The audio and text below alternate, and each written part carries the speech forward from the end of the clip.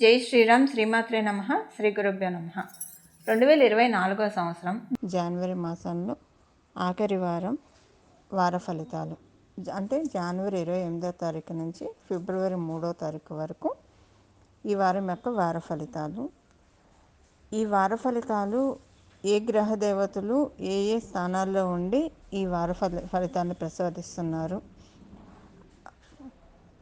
ముందుగా ప్రథమంగా మేషరాశిలో గురు భగవానుడు సంచారం జరుగుతూ ఉంది. అలాగే కన్యా రాశిలో కేతు సంచారం, ధనుసు రాశిలో కుజ బుధ శుక్రుడి సంచారం ధనుసు రాశిలో జరుగుతుంది.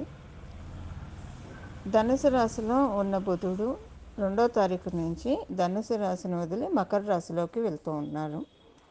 మకర రాశిలో సూర్యనారాయణమూర్తి సంచారం, శనీశ్వరుని సంచారం కుంభరాశిలో, రాహుదేవుని సంచారం మీనరాశిలో జరుగుతూ ఉంది.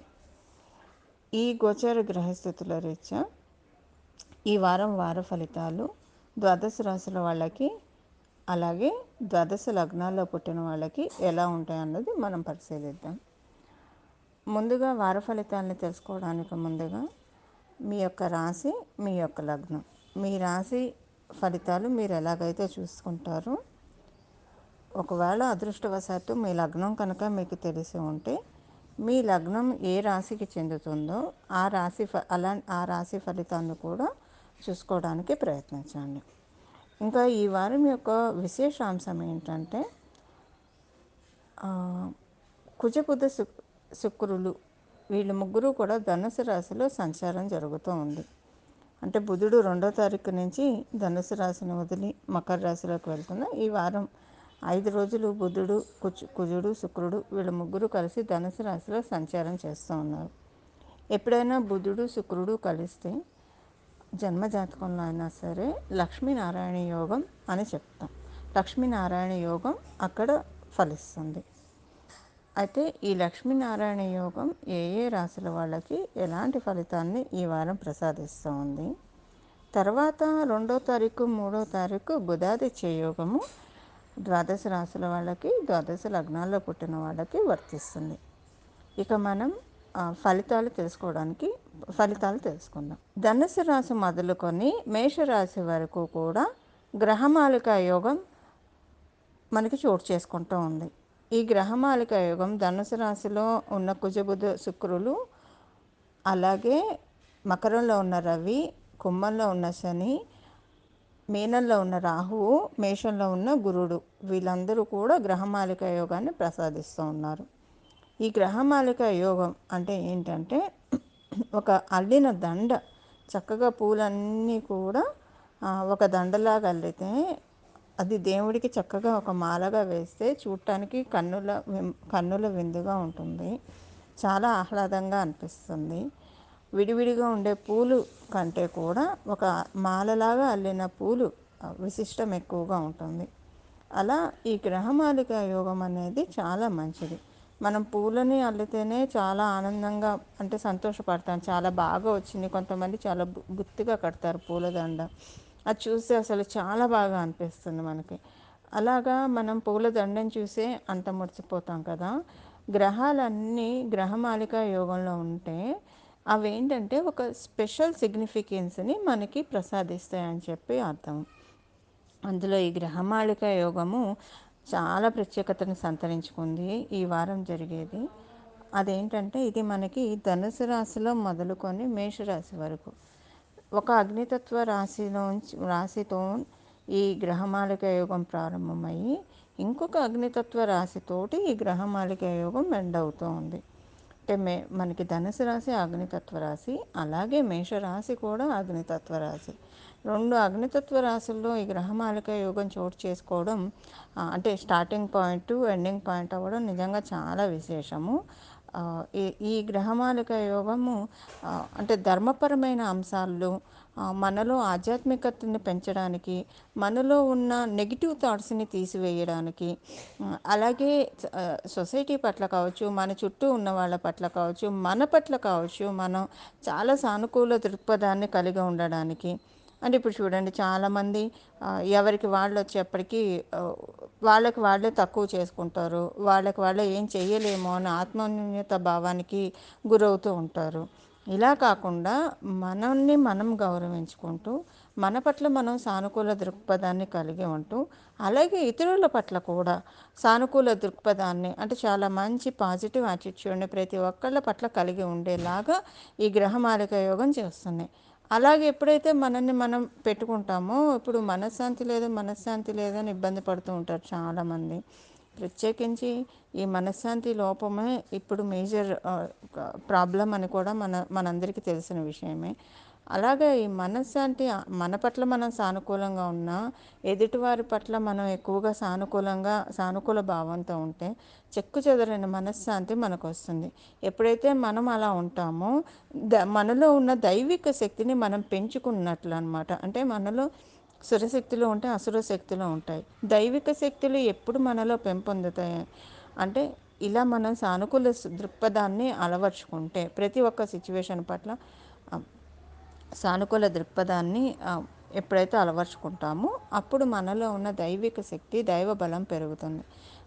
దైవబలం ఎప్పుడైతే పెరుగుతుందో ప్రతి పనిని కూడా చాలా ఎఫిషియన్సీ తోటి చాలా ముందుకు లాట్ ఆఫ్ కరేజ్ తోటి ముందుకు తీసుకెళ్ళే ఇది ఉంటుంది. మానసికంగా డిప్రెషన్లో ఉంటే ఏ పని చేయలేక స్తబ్దుగా ఉంటాం. పని చేస్తున్నా సరే యాంత్రికంగానే చేస్తాం, కానీ మ్యాక్సిమం మన అంటే ఆలోచన అనేది దాని చుట్టూనే తిరుగుతుంది. సో కాన్సన్ట్రేటెడ్గా చేయలేం.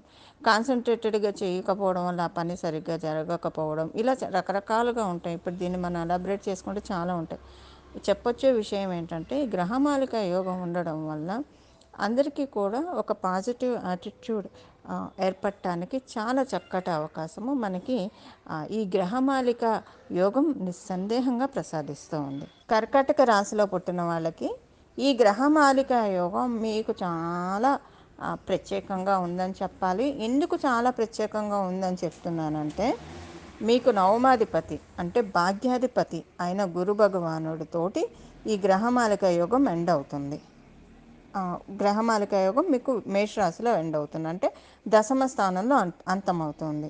స్టార్ట్ అయ్యేది ఎక్కడ? షష్ఠ స్థానం నుంచి ప్రారంభమవుతుంది.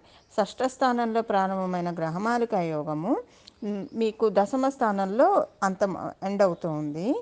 అలాగే ఈ ప్రారంభం అయ్యేది మీకు పరిపూర్తి రాజయోగాన్ని ఇచ్చే కుజ భగవానుడితోటి, అంటే ధనుసు రాశిలో ఆయన కూడా ఉన్నాడు, ఆయన ట్రిగర్ చేస్తున్నాడు. అంటే బుధ శుక్రులు ముగ్గురు కలిసి ట్రిగర్ చేస్తున్నారు. ఇందులో కుజుడు మీకు పరిపూర్తి రాజయోగాన్ని ఇచ్చే ప్లానెట్. అలాగే ఎండ్ అయ్యేది మీకు నవమాధిపతి తోటి ఎండ్ అవుతుంది. అంటే నవమాధిపతి అంటే భాగ్యాధిపతి అంటే మనకి జీవితంలో మనం వింటూ ఉంటాం కదా, వాళ్ళ అదృష్టవంతులు అని చెప్పి. ఈ అదృష్టవంతులు అనేది మనం జ్యోతిషపరంగా ఎలా తెలుసుకోవాలి? భాగ్యాధిపతి ఎవరికైతే బలంగా ఉంటారో వాళ్ళని డెఫినెట్గా అందరి నోట్లో వాళ్ళు అదృష్టవంతులుగానే ఉంటారు. కాలవశాత్తు ఏమన్నా వాళ్ళకి పేరు చెడిపోయినా సరే మళ్ళీ వాళ్ళని అదృష్టవంతులనే అంటారు తప్పించి వాళ్ళని ఎక్కడా కూడా ఎవరు ఇది అని అనరు. ఇంకా ప్రత్యేకించి మీ జన్మ జాతకంలో గురుబలం ఉంటే ఇంకా చెప్పనవసరం లేదు. సరే, ఉన్నా లేకపోయినా ఇప్పుడు గోచార రీత్యా ఇది యాక్టివేట్ అవుతుంది. అయితే మీకు శత్రుజయము, అందరితోటి చాలా మంచి రిలేషను, కాంపిటేటివ్ సక్సెస్సు, కాంపిటేటివ్ ఎగ్జామ్స్ రాసే వాళ్ళకి చాలా మంచి శుభ సమయము. అలాగే ఏదన్నా అంటే ఏదన్నా సమస్యని పరిష్కరించుకోవడానికి ఇది చాలా చక్కటి శుభ సమయము. మాట్లాడుకొని పరిష్కరించుకోవడానికి కావచ్చు, లేదా మాట్లాడుకోకపోయినా వాటంతటా అవే మొత్తం అంటే ప్రకృతి తన పని తను చేసుకెళ్తుంది అన్నట్లు. మీకు ఏ విషయాల్లో అయినా సరే ఇబ్బంది పడుతూ ఉంటే అవన్నీ కూడా అరటిపండు ఒలిచి చేతిలో పెట్టినట్టు మొత్తం సమస్యలన్నీ క్రిస్టల్ క్లియర్ అయిపోతాయని చెప్పడంలో ఏమాత్రం సందేహం లేదు. అలాగే రియల్ ఎస్టేట్ రంగంలో ఉన్న వాళ్ళకి చాలా మంచిది. ఇప్పుడు అంటే చాలా బాగా సక్సెస్ చూడటానికి అవకాశం ఉంది, మీరు కనుక కర్కాటక రాశిలో పుట్టి ఉంటే కనుక. ఈ లక్ష్మీనారాయణ యోగము మీకు మానసిక ప్రశాంతతని ఇస్తుంది. అంటే ఒక రకంగా చెప్పాలంటే అందరూ మీ పట్ల చాలా సానుకూల దృక్పథాన్ని కలిగి ఉంటారు. అందరూ మీ గురించి ఎవరు మాట్లాడుకున్నా పాజిటివ్సే మాట్లాడుకుంటారు. అంటే అజాత శత్రువులాగా ఉండడానికి అవకాశం చాలా బాగా ఉంది. ఇంకా వ్యాపారస్తులకైతే బుధాదిత్య యోగం ఈ వారాంతంలో చోటు చేసుకోబోయే బుధాదిత్య యోగం చాలా చక్కటి శుభ ఫలితాన్ని ఇస్తుంది. ఏదేమైనా చాలా మంచి రిజల్ట్స్ కర్కాటక రాశిలో పుట్టిన వాళ్ళకు ఉంది. ఎందుకంటే ఈ యోగము యోగ గ్రహమాలిక యోగం షష్ఠ స్థానం నుంచి యాక్టివ్ అవ్వడం అంటే అక్కడి నుంచి నవమ స్థానంలో కంటే ఇక్కడ ఒక రకంగా చెప్పాలంటే మనకున్న సమస్యను మనం ఒక బట్టగా అభివర్ణిస్తే ఆ బట్టల్ని విడిచేసి చాలా చక్కటి అంటే అదృష్ట దేవత ఇచ్చే బట్టల్ని మనం వేసుకొని ముందుకు సాగడం. ఎందుకు అదృష్ట దేవత ఇచ్చే బట్టలు అని నేను చెప్తున్నానంటే మీ నవమాధిపతి దశమ స్థానంలో ఉంటూ ఈ గ్రహమాలిక యోగాన్ని ఎండ్ చేస్తున్నారు కాబట్టి సో చినిగిపోయిన బట్టలు వదిలేస్తే చినిగిపోయిన బట్టలను మనం కష్టం అనుకుంటే అవి వదిలేసే టైం వచ్చిందని చెప్పి నిస్సందేహంగా ఈ గ్రహమాలిక యోగం మీకు అదే సూచనని జారీ చేస్తుంది ప్రకృతి మాత. ఆ ప్రకృతి మాత ఆదరణలో ఉన్నారు. ప్రయత్నపూర్వకంగా మీరు కూడా వీలైనంత వరకు ఎక్కువగా దేని గురించి ఆలోచించకుండా ప్రశాంతంగా ఉండడానికి ప్రయత్నించండి.